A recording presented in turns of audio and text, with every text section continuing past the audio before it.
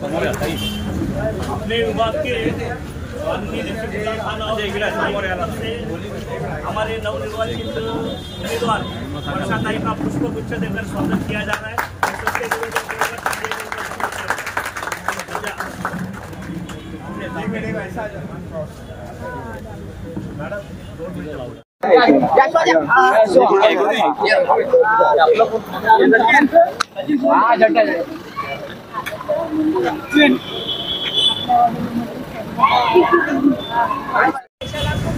इस बार का जो इलेक्शन है वो देश के लिए बहुत महत्वपूर्ण है। इस बार का इलेक्शन अपने देश के संविधान और लोकशाही के लिए हम लोग लड़ने का काम कर रहे हैं। तो आप सबको पता है कि कांग्रेस पार्टी की तरफ से महाविकास आघाड़ी की तरफ से मुझे जो है वो आणि सगळ्यात महत्त्वाचं म्हणजे माझा राजकीय प्रवास, राजकीय जीवन, पहिल्यांदा मी प्रोफेसर होते सिद्धार्थ महाविद्यालयामध्ये। मी 5 वर्ष कॉलेजमध्ये सिनियर कॉलेजला गणित विषय शिकवत होते आणि त्याच्यानंतर राजकारणात आले आणि जवळपास 20 वर्ष आमदार म्हणून होते आणि लोकांनी मला खूप वेळ दिलेला आहे। माझी अपेक्षा आहे की तुमचा सुद्धा प्रेम आणि तुमचा सुद्धा आशीर्वाद मला या येणाऱ्या काळात मिळेल। सगळेजण मला निवडून द्या, कारण जसं मी सांगते की यावेळेला खूप मोठ्या प्रमाणामध्ये जर आपण बघतोय, कारण खूप मोठं भाषण करायचं, भाषण मोठं नाही करायचं की लोक आले, पण मला एक गोष्ट सांगायची आहे की एकीकडे सांगतात की आम्ही संविधानाला हात लावणार नाही किंवा बाबासाहेब आले तरी संविधान बदलणार नाही, पण दुसरीकडे सातत्याने संविधानाची पायमल्ली करण्याचा कार्यक्रम कंटिन्यू चालू आहे। बाबासाहेबांनी संविधानाच्या माध्यमातून प्रत्येकाची चौकट आखून दिलेली होती, परंतु दुर्दैवाने आज आम्ही बघतोय की एका चौकटला दुसरी चौकट ओव्हरलॅप करते आणि आता सगळ्यात महत्त्वाचे म्हणजे 2 माणसं ही पॉवर सेंटर झाली। ऐसा हो गया है कि पहले लोकप्रतिनिधि की जो कीमत थी वो अलग थी, अब तो ऐसा देखने लगे कि आप लोकप्रतिनिधि इस पार्टी में कल उस पार्टी में। तो इलेक्शन एक विचारधारा है।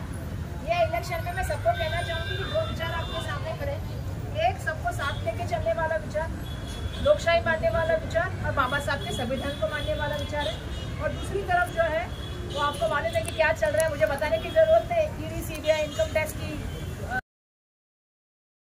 पार्टी को अपने साथ लेना, सरकारें तोड़ना, सरकारी तिजोरी को अपना समझना। बेसिकली आप लोगों को मालूम है कि इलेक्शन के नाम पे पैसा बॉन्ड कर कलेक्ट करना, एक्सटॉर्शन के नाम पे करना, कि पहले तो उनके ऊपर केस डालना और फिर बाद में उन्हीं से पैसा लेना। तो ये जो कंपनियां जो प्रॉफिट में नहीं है उनसे करोड़ों रुपया लेना, ये बहुत सारी चीजें हैं। वादा हमें कुछ और किया गया था, लेकिन हमें 10 साल में हमें पता चल गया कि राजनीति कहीं से और दिशा में जा रही है। तो हमारा सबसे पहला कर्तव्य है कि देश को इकट्ठा रखें। अगर कोई भी चीज़ तभी आगे बढ़ सकती है अगर हम एक संग रहेंगे, चाहे ये मोहल्ला हो चाहे देश हो, सबको एक साथ मिलकर आना होगा। और मुझे बहुत खुशी है कि मुझे पार्टी ने यहाँ पे उम्मीदवारी दी है, और जब मैं यहाँ पे रह रही हूँ पार्टी में, तो मैं समझती हूँ कि मैं कार्यकर्ता हूँ, कांग्रेस के विचारों से एकनिष्ठ हूँ, पार्टी के प्रति समर्पित हूँ, लोगों की सेवा करती हूँ, इजीली एक्सेसिबल हूँ। और जैसा आपको पता है कि चाहे वो विधानसभा हो, जब वक्त मिलेगा तब पार्लियामेंट में भी आप लोग भेजेंगे तो पार्लियामेंट में भी सवाल भी उठा सकती हूँ और आवाज बुलंद करने में पार्लियामेंटर भी हूँ, स्पीकर का भी पुरस्कार पाई हूँ। और इसीलिए मैं आप सबसे विनती करना चाहूँगी कि आप सभी लोग मुझे आने वाले, अभी दिन भी बहुत कम है तो पता नहीं मैं गली गली में आ पाऊंगी कि नहीं आ पाऊंगी, क्योंकि सिर्फ बचेंगे 20 दिन ही बचे, लेकिन आप सब लोग जो है मेरे लिए, आप सभी लोग वर्षा गायकवाड़ है।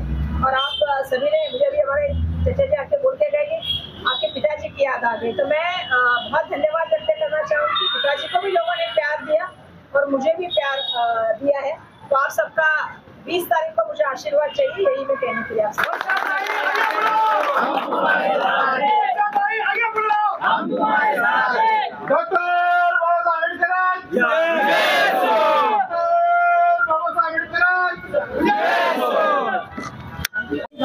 या विधानसभामध्ये आपल्याला वर्षाताईंना भरघोस मताने निवडून द्यायचं आहे।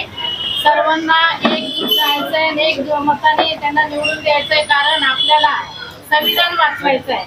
संविधानाचा जो हक्क आहे आपल्याला दिलेला आहे बाबासाहेब आंबेडकरांनी, त्या संविधानाचा हक्क छीनायचा हे बीजेपी वाले फार कोशिश चालली त्यांचा, तर तो आपल्याला हक्क छीनून घेण्याचा प्रयत्न करून देण्यात येऊ नये, त्यासाठी आपल्याला वर्षाताईला त्यांचे हात बळकट करण्यासाठी आपण सर्व एकत्र येऊन सर्वांनी एकजुटीने ताईंनी वर्षाला भरघोस मताने निवडून द्यायचंय एवढंच बोलते.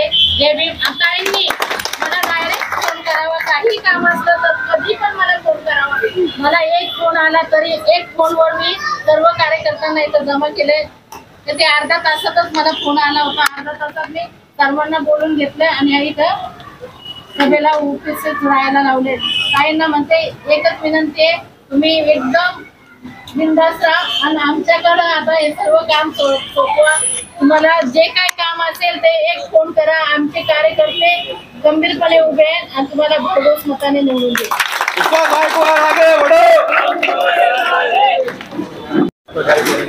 केला आहे सगळ्या लोकांकडे पोहोचतात आणि पहिलं काय घेऊन तुम्ही लोकांकडे जाणार? असं आहे की मी पहिले तर वंदना साबळे ताईंना आणि भालेरावजींना मनापासून धन्यवाद व्यक्त करते की त्यांनी आणि सर्व लोकांना सगळ्यांना धन्यवाद व्यक्त करते की त्यांनी लगेचच 15 मिनिटात ही मला बोलवलं आणि बैठक आयोजित केलेली आहे.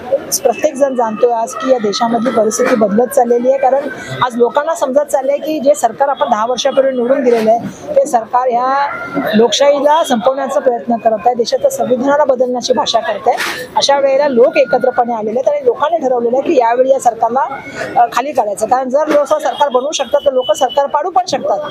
आपल्याला गृहीत धरण्याचं काम आता कुठेतरी चाललेलं आहे. आम्ही एवढे नंबर येणार तेवढे नंबर येणार ही जी भाषा चालली आहे किंवा जी गुरुमी किंवा जी मस्ती सरकारच्या माध्यमातून आली आहे तिला उतरण्याचं काम हे लोक करणार आहेत. मी सातत्याने बोलते ही लढाई भाजपा विरुद्ध भारताचे लोक ही लढाई झालेली. आता जनसामान्य या लढाईमध्ये उतरलेले आहेत आणि जनसामान्यांना कळते की महाराष्ट्राच्या राजकारणाची जी परंपरा राहिलेली आहे ती परंपरा फार उच्च दर्जाची संस्कारमय परंपरा राहिलेली आहे. दुर्दैवाने यांनी महाराष्ट्राचं राजकारण जे खाली आणलेलं आहे त्याला महाराष्ट्रातील जनता कधीही बक्षणार नाही आणि महाराष्ट्राची जनता ते कधी खपूनही घेणार नाही.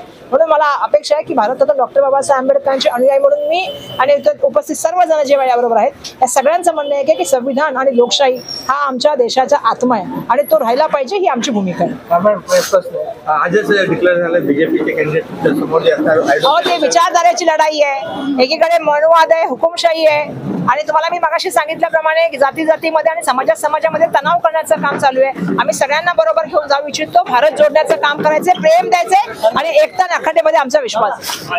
वर्षाताई तळागाळाच्या कार्यकर्ता आहे आणि जमिनीवरच्या आहेत. तुम्हाला चांगलंच माहिती आहे, धारावीर मध्ये त्यांनी प्रतिनिधित्व केलेलं आहे, चांगल्या तऱ्हेने कार्य केलेलं आहे आणि आम्हाला अशाच कार्यकर्त्या पाहिजे होत्या आणि त्या आम्हाला वाटतं त्या चांगल्या तऱ्हेने इथं हे करतील आणि आमच्या हक्कासाठी आवाज नक्की उठवतील. त्या कशा प्रकारे तुम्ही त्याच्याकडे जास्त वोट मिळव म्हणून तुम्ही कसं काम करणार तुमचे कार्यकर्ते? माझे सर्व कार्यकर्ते मी एक फोन केला तरी इथं उपस्थित राहतात. अर्धा तासापूर्वी ताईंनी आम्हाला कळवलं मी तुम्हाला भेटायला येते. मी 15 मिनिटात माझे कार्यकर्ते इथं तयार झाले, इथं उपस्थित झाले आणि कार्यकर्ते आमच्या जे कार्यकर्ते ते नाही का जे हक्क जो बाबासाहेबांनी आपल्याला दिलेला आहे सर्व काय जे खाणं पिणं ते जे काय आपण करतो ते बाबासाहेबांच्या मुळे करतो. नाहीतर आपण बिछडे होतो, आपल्याला कसलाच हे नव्हतं आणि आता देशाची अशी अवस्था झालेली आहे. तुम्ही बघा ना डाळ काय किलो आहे आणि जी गृहिणी आहे तिला सुद्धा चटके बसतात महागाईचे. प्रत्येक ठिकाणी महागाईमुळं एवढं हे झालेलं आहे ना.